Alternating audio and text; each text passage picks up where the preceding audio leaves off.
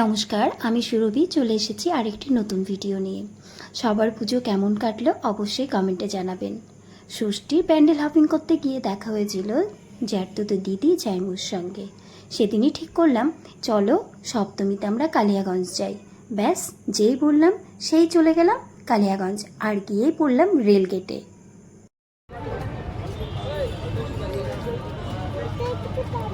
দেখতে পাচ্ছ না? ই মা,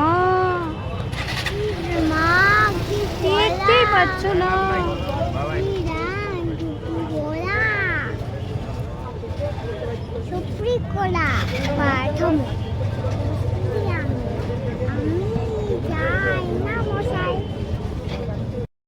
সারাদিন মেয়ে আর আমি বাড়িতে যাই করি না কেন, যখন বরের সাথে স্কুটি করে ঘুরতে বের হই, মেয়ে আর আমি পেছনে বসে সারাক্ষণ গান করতে থাকি, নয়তো আবৃত্তি করতে থাকি। ওই ঘুরতে ঘুরতে মেয়ের আবৃত্তিটাও মুখস্থ হয়ে যায়, আর মেয়ে গান শুনতেও খুব ভালোবাসে, আরও গান করতেও খুব ভালোবাসে।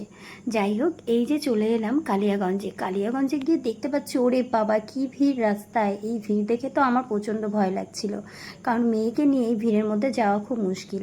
প্রথমে এই প্যান্ডেলটা বাদ দিয়ে একদম সোজা চলে গেছিলাম। পাড়ার নামও ভুলে গেলাম, কোন ক্লাবের ছিল সেটাও ভুলে গেলাম, কারণ কালিয়াগঞ্জে এই প্রথমবার আমি গেলাম পুজো দেখতে। তাছাড়া কালিয়াগঞ্জে আমি আগে পরে যাইনি। আর গল্প করতে করতে মেয়ের সাথে মজা করতে করতে পৌঁছে গেলাম এই মণ্ডপে। এখানে গিয়েই মনটা বড্ড খারাপ হয়ে গেল, শুধু আমার না, সঙ্গে আমার ভাগ্নিরও।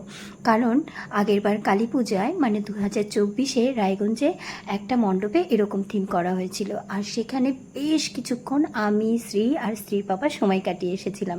তাই ওখানে বেশিক্ষণ না দাঁড়িয়ে চলে এসেছিলাম দ্য ক্রিকেট অ্যাসোসিয়েশনে। তারা ক্রিকেট প্রেমী, তাদের জন্য পারফেক্ট একটা থিম। যাই হোক, ভিডিও ফুটেজ নেওয়ার দায়িত্ব ছিল বরের, আর মেয়েকে সামলানোর দায়িত্ব ছিল আমার। তো এখানে আমরা বেশ কিছুক্ষণ সময় কাটিয়ে সোজা চলে এসেছিলাম বিবেক সংঘ বা বিবেকানন্দ, এরকম একটা হবে এই ক্লাবটার নাম কালিয়াগঞ্জের। তো এখানে গিয়ে এটাই বেস্ট লেগেছে আমার।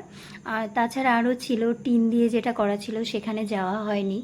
আর ভুতুড়ের যে ব্যাপারটা ছিল সেখানেও যাইনি, সেখানকার লাইনটা জাস্ট একটু দেখাবো তোমাদেরকে।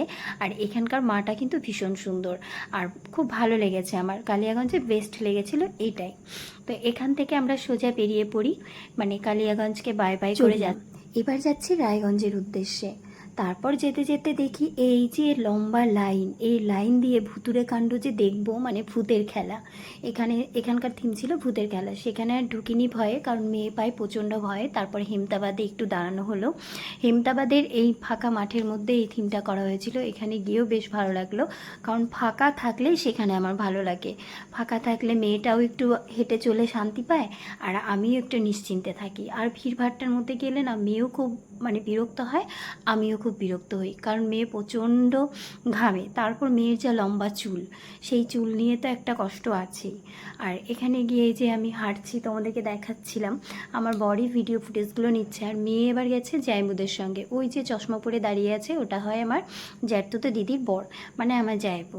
তো এখানে আমি প্রণাম করে নিলাম। এই শিবলিঙ্গটা আমার খুব ভালো লেগেছে।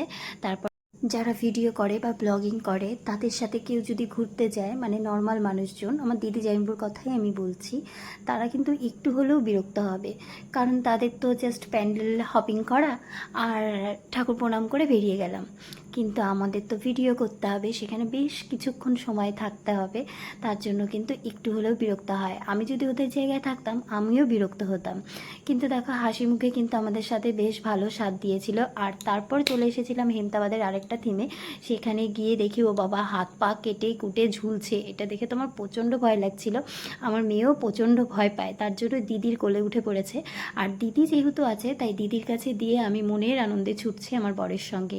আর এখানে গিয়ে আমাকে তো তোমরা চিনতেই পারবে না, কখন আমি গোলাপি কালারের হয়ে যাচ্ছি, কখনো আমি সবুজ কালারের হয়ে যাচ্ছি। এই জিনিসটা কিন্তু আমার খুব ভালো লেগেছে। আমরা এখানে প্রথমে নামতেই চাইনি, দিদি বলল যে চল চল যাই, তার জন্যই যাওয়া হলো। আর পরে ওখানে গিয়ে আমরা সবাই মিলে আলোচনা করছিলাম যে যদি না আসতাম তাহলে ব্যাপারটা মিস করে যেতাম। তো যাই হোক, খুব ভালো লেগেছে। তারপর পেছন দিকে দেখি মায়ের বিশাল বড় একটা মণ্ডপ আছে সেখানে গিয়ে প্রণাম করে নিলাম মাকে। Aliaganj Hemtabad pandal hopping complete. এই ছিল আমাদের প্যান্ডেল হপিং। তারপর আমরা চলে আসি রায়গঞ্জে এসে একটা রেস্টুরেন্টে যাই। তখন সময় 1:30টার মতো বাজে। বেশ কিছুক্ষণ বসার পর আমাকে বলছে এখন খাবার হবে না। যেই আমার মাথা গরম হয়ে গেল, পেছন থেকে একজন এসে আমাকে চিনতে পেরেছে যে আমি ভিডিও করি, ব্লগার। তখন আমাকে বলল, মানে ম্যানেজার, তখন আমাকে বলল যে হ্যাঁ খাবার হবে। তখন আমাদেরকে খাবার সার্ভ করা হলো। ভিডিওটা তোমাদের কেমন লাগলো সবাই কমেন্ট করে জানিও। সবাই ভালো থেকো।